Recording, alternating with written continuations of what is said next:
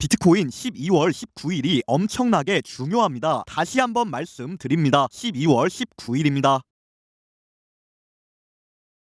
네, 반갑습니다. 베이지컬리입니다. 비트코인이 꼬물꼬물 맨날 올라갑니다. 한 달이 넘도록 꼬물꼬물 올라가고 있죠. 이런 와중에 현 시점 최대 관심사는 바로 이것이겠죠. 팔까 말까, 아니면 지금이라도 살까 말까. 그게 가장 궁금하실 것이라고 생각을 합니다. 왜냐하면 저부터 궁금하니까. 그리고 요즘 양자 컴퓨터 어쩌고 하면서 말들이 많습니다만 사실 그건 우리한테 크게 중요한 부분은 아닙니다. 양자 컴퓨터 때문에 비트코인이 내려갈 것 같다. 그러면 그냥 매도하면 됩니다. 양자 컴퓨터 때문에 비트코인이 올라갈 것 같다. 그러면 그냥 매수하면 됩니다. 우리한테 매수, 매도는 언제나 자유롭죠. 이런 이슈를 신경 써야 하는 건 우리 같은 개인 트레이더가 아니고 비트코인에 사활을 건 기업들입니다. 만약에 양자 컴퓨터로 인해 블록체인이 해킹을 당하고 비트코인 시장이 망할 것 같다고 칩시다. 그러면 우리는 그날부로 모든 코인을 매도하고 숏 때려버리면 그만입니다. 하지만 기관들은 그렇게 하기 힘들죠. 자기네들이 그동안 뱉은 말이 있고 쌓아둔 물량이 있으니 태세 전환을 하기가 쉽지 않은 것입니다. 따라서 이런 본질적인 이슈들은 트레이더한테는 그다지 영향이 없는 부분이죠. 트레이더는 본질과는 관련이 없으므로. 그래서 말씀드리겠습니다. 비트코인의 본질과는 관련이 없는 분석, 그냥 살까 말까 그것만 고민하는 분석. 현재 시각 12월 16일 오후 4시입니다.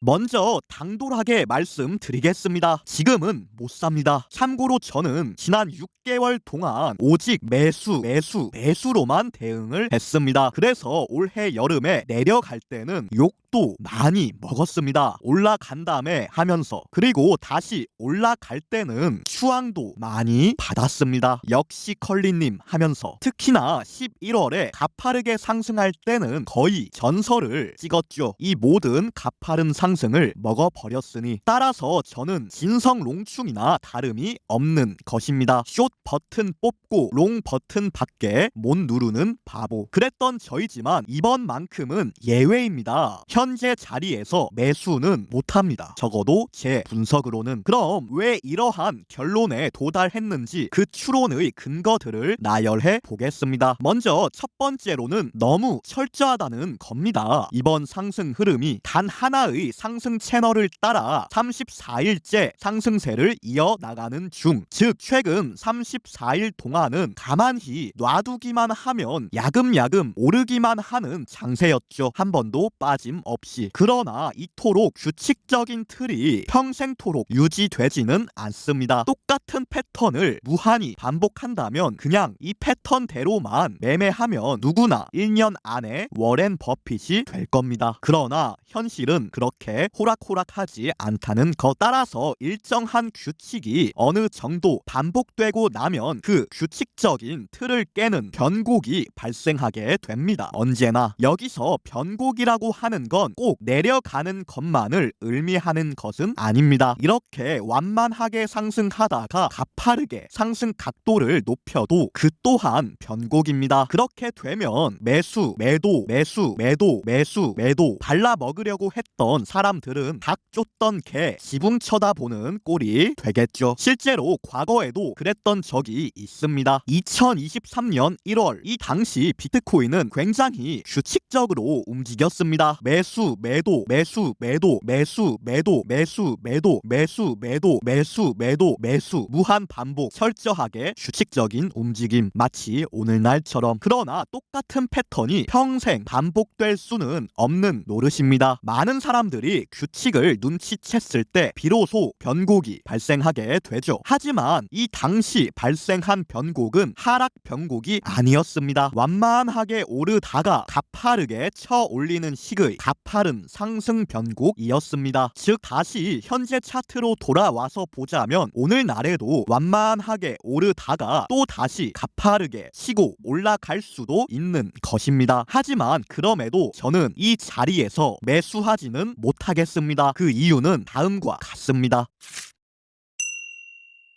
제가 매수를 못하겠다고 하는 이유, 그것은 12월 19일에 특급 이벤트가 기다리고 있기 때문입니다. 12월 19일 새벽 4시 미국 금리 결정, 12월 19일 낮 12시 일본 금리 결정, 즉 금리 결정이라는 초대형 이슈가 특히나 최근에 대두되고 있는 미국과 일본의 금리 결정일이 12월 19일로 겹친다는 것입니다. 물론 금리 결정을 한다고 해서 꼭 내려가는 것은 아닙니다. 올라갈지 내려갈지 모릅니다. 다만 초대형 이슈를 3일 앞둔 이 시점에서 신규 매수를 했더니 금리 발표하고 쭉 내려가면 그저 눈 뜬 채로 코 베이는 수밖에 없습니다. 그렇기에 현재 자리는 이미 매수를 해둔 사람들이 팔까 말까 고민을 하는 자리이지, 지금 아무것도 들고 있지 않은 사람이 이제 와서 살까 말까 고민하는 자리는 아닌 것입니다. 오히려 고민을 한다면 3일 뒤에 금리 발표 상황을 보고 고민을 하는 게 현명하다는 생각, 그게 저의 입장입니다. 우리가 항상 포지션을 들고 있어야만 하는 이유는 없습니다. 초보 투자자들은 포지션이 없는 시간을 괴로워합니다. 혹시나 나 버리고 갈까봐, 흔히 포모라고 하죠. 하지만 숙련된 트레이더라면 한 번의 기회에 모든 것을 걸지는 않는 법입니다. 설령 나 버리고 간다고 하더라도 기회는 또다시 온다는 것을 경험으로 알기 때문입니다.